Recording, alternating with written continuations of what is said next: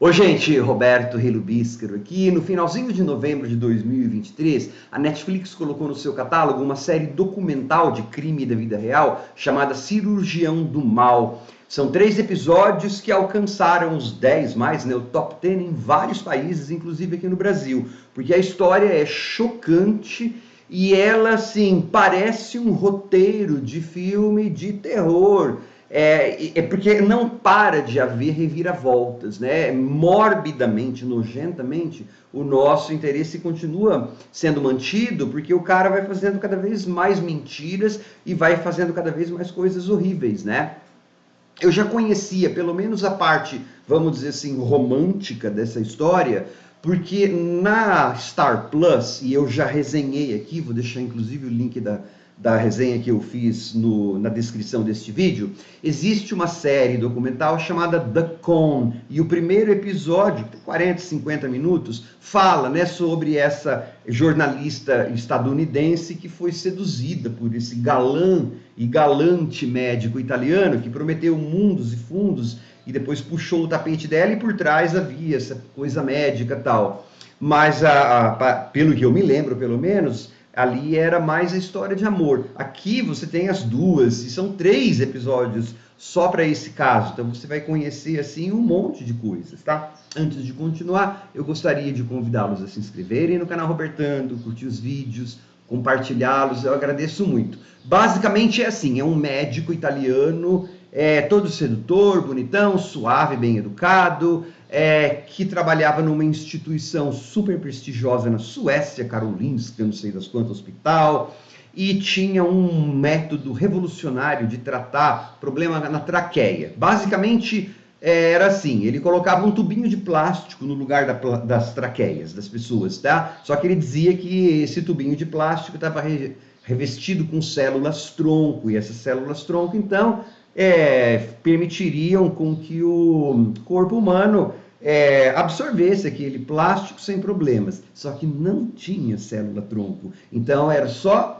plástico colocado na sua via respiratória, e aí as pessoas apodreciam em vida. Tem um depoimento lá de um médico que tem, quando ele fica sabendo da morte de uma moça, uma turca, ele comenta assim, quando eu soube que ela morreu, eu fiquei aliviado, ou seja, imagina o tanto que ela sofreu, né? Então, assim, não vai aparecer cenas gráficas de meleca, de nada, só que o sofrimento dessas pessoas, né, o que elas passaram, isso vai ser bem detalhado, tá?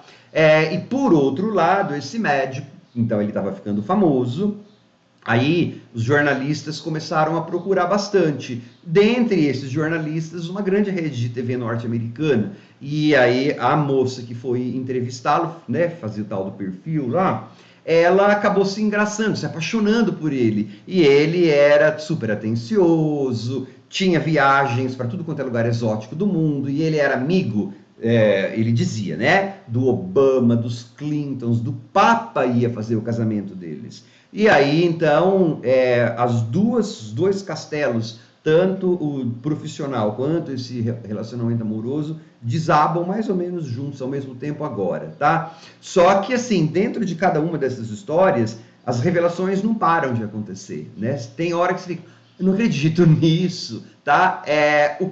Então, é assim, ele é absorvente pra caramba.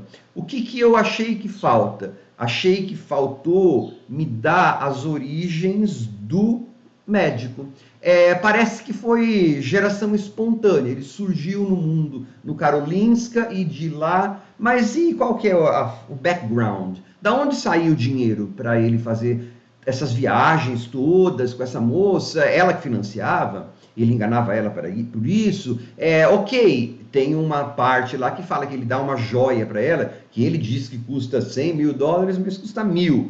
Tudo bem, mas então ele não devia ter tanto dinheiro como ele dizia, isso é claro. Só que como que rolava viagem para Bahamas, viagem para salário de médico, dá para isso? Enfim, eu acho que o documentário precisava ter dado o estofada de onde que saíam alguns dos fundos, tá? As histórias, tudo bem, eu sei que as pessoas acabam acreditando, porque é assim, gente, eu sempre falo, né?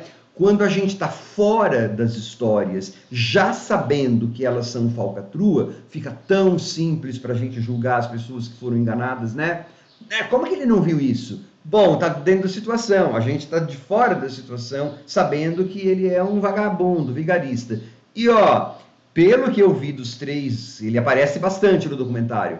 Vai ter gente lá que vai ficar apaixonadinha por esse médico.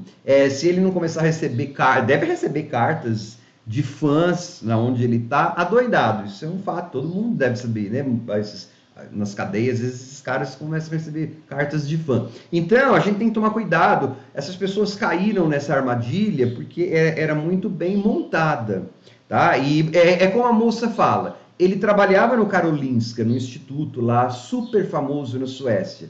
Por que então ele não podia ser o do Obama? Ah, mas ele trabalhava no Karolinska? Sim, ali você vai ver médicos do Karolinska dizendo. E aí você vai ver que os chefes também não foram tão bonzinhos ou tão inocentes assim, tá? Então, assim, eu acho que faltou isso. Ah, é porque eles talvez não quisessem dar muita ênfase no perpetrador, isso é uma tendência moderna. Não, não se aplica esse documentário, porque esse médico está no documentário o tempo todo. Se não me engano, acho que a capa do documentário é a carinha dele, né? A família, ele não quis participar do documentário. Sim, ok, ele não quis participar, mas será que não podia ter dado um background da história dele?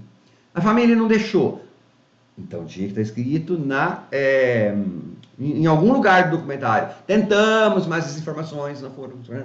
Enfim, eu achei que faltou essa parte de contextualizar de onde saiu esse salafrário vagabundo, de onde saíram alguns dos fundos para que ele conseguisse, pelo menos, montar essa estrutura horrível que ele tinha. E olha, gente, para quem gosta de true crime, é viciante. Como eu falei no começo, ele é horrivelmente e nojentamente viciante, né? Porque é abjeto.